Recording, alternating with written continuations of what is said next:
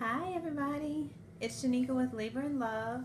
We are live here to do a question answer session. So, we've been getting a lot of great questions submitted, and we're going to go over the ones we submitted. But of course, if anyone's online, hey, if anyone's online and you want to submit a question, you're welcome to do so.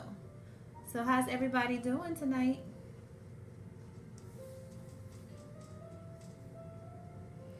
All right, we're gonna get started in a few seconds, but before we get started, I just want to make a little statement that this is a question answer session just to kind of help some mommies out who've been wondering some things. But this question answer session is in no way a substitute for your doctor's recommendation. So if you have anything going on, any problems, any issues, it is recommended that you seek your physician's help. So your OB, your midwife, your child's pediatrician, or your primary care provider. This is just questions and answers to give you guys some guidance.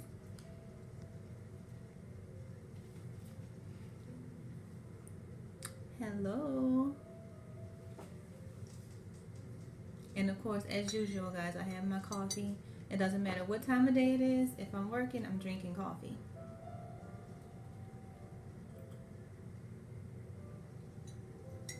How many mommies are online?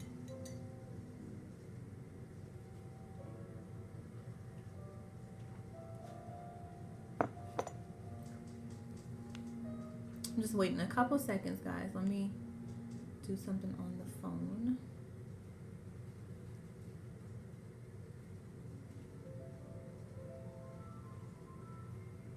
Hi, mommy. Hello. Thank you guys for joining.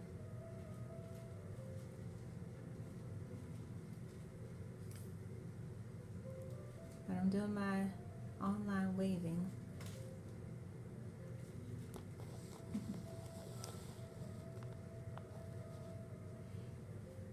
All right. So let's just go ahead and dive in so we're not taking up too much of your time. I know it's probably dinner time, bedtime for those of you who are organized and have a set bedtime, unlike myself. So, first question that was submitted beforehand. How many centimeters do you have to be considered in labor? That's a really good question. So, in a nutshell, it doesn't really matter how many centimeters you are. What determines labor is that your cervix is changing. So, for example, a mom can be 2 centimeters and live at 2 centimeters. So, you can be contracting, you can go to the hospital, they can check your cervix, and you can be dilated 2 centimeters, but that doesn't mean you're in labor. What they would do is see if you're contracting. If you are contracting in a regular pattern, your cervix should change if that's labor. So if you're contracting every 5 minutes, you were already 2 centimeters. In about an hour or two, when they check your cervix again, something should be different. If you're having contractions and your cervix is not changing, not dilating, then you are not in labor. So those would be more likely warm-up contractions or Braxton Hicks contractions, not related to labor. So how many centimeters do you have to be considered in labor? It doesn't matter how many centimeters, but what matters is that your cervix is changing. So if you're contracting, your cervix is dilating and changing continuously, then that's considered labor. All right, next question. Does having a doula and wanting to do alternative birthing mean that you cannot elect to have an epidural or pain medication? So, no, it does not mean that.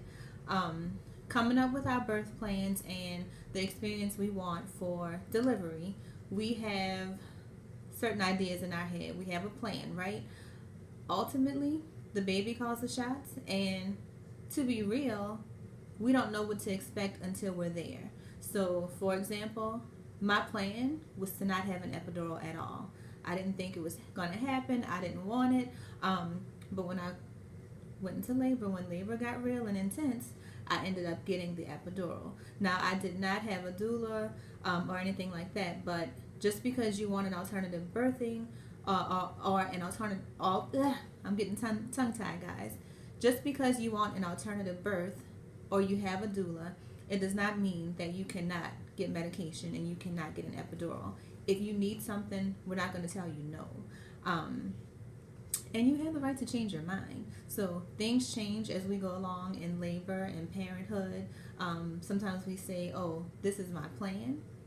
But when we get there, we have to change our minds, especially as a mom, because babies will change our plans a lot. So having a doula and wanting to do an alternative birth, that does not mean you cannot change your mind and at some point say, okay, I tried this, but now I feel like I need something else.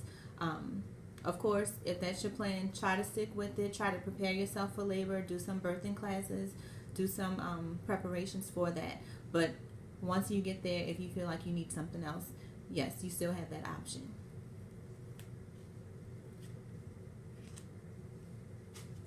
The next question is, does having an induction increase the need for the epidural?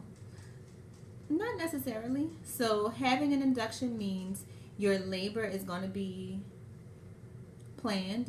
Your labor is going to be kick-started by medication or procedure. Sometimes the medications used to induce cause contractions to be really, really intense. So it all depends on your pain tolerance and what induction method is used. But I've seen plenty of women have an induced labor with no medication whatsoever, no epidural. And I've seen some women, myself included, that once you receive that medication and those contractions become really intense, you feel like, okay, I need some help with this. So there's no right or wrong way. Ultimately, that's the main thing to remember. Safe mommy, safe baby, healthy baby is always the goal. So if you need to be induced for some reason, it does not necessarily mean you're going to get an epidural. I've seen moms do it all types of ways. We have a question typed. My son appears to forget to breathe while nursing. I know he's still getting the swing of breastfeeding, but he literally turns red. He also seems to hold his breath when crying. Help. Oh, okay. So this mom's baby is forgetting to breathe when nursing sometimes and also holding his breath when crying. That is a great question. So that means you have a little dramatic baby like I had. Holding your breath while nursing or not breathing while nursing, that can happen, especially with a newborn, because they're still trying to coordinate their sucking, their breathing at the same time while they're nursing. Sometimes you have to remind them. So if you notice that the baby is not breathing or holding his or her breath at a certain time, you can just stimulate the baby, tickle his feet, or do something to remind the baby to breathe. Sometimes we have to remind newborns to breathe. As far as the holding the breath when crying, my baby did that as a newborn.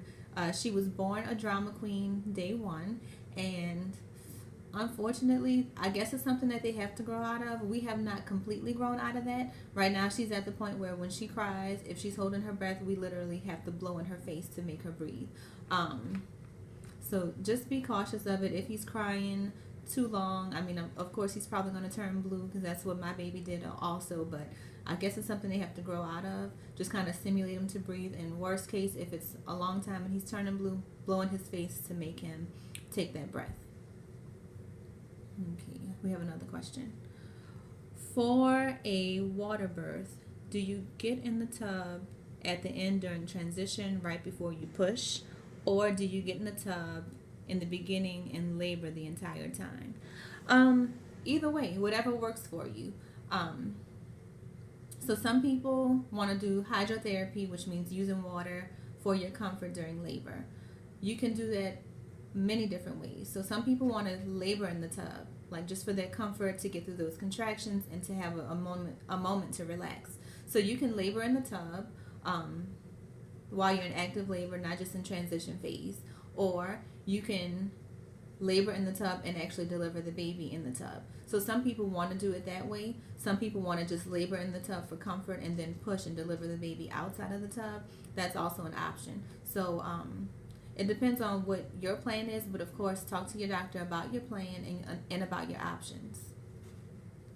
Let's see, should I really be concerned? No, some babies are dramatic and they do that. I'm blowing his face and do stimulating things. All right, great. Hi. All right, next question is, okay, I really want to breastfeed, but I have large breasts and I'm worried about my baby smothering. So, hi, mommy who wants to breastfeed. So, many women do breastfeed successfully with large breasts. Of course, in the beginning, just like any other mom, you're going to have to play around with different positions to see which position is comfortable for you and which position your baby latches well in. A lot of times, women with larger breasts benefit from the football hold. So I don't know if you're familiar with different positions to breastfeed in, but I should have gotten one of my daughter's baby dolls for this. But there's like cross cradle or cradle hold where you're holding the baby this way. And then there's football where you kind of hold the baby on the same side of the breast that you're nursing on, just like a football player would hold a football. So that could be a good position for you to try in the beginning. Of course, you want to make sure the positions you're breastfeeding in, that your breasts aren't covering baby's nose. Sometimes you have to kind of move your breast or kind of manipulate just to make sure the baby can still breathe. And if your baby is like the baby that the mom asked a question about a few seconds ago, sometimes you do just have to stimulate them while they're nursing, if they're holding their breath, if they fall asleep, which does happen with newborn babies. So having large breasts does not mean you cannot breastfeed. I've seen plenty of blessed women who breastfeed for a long time. So good luck with that.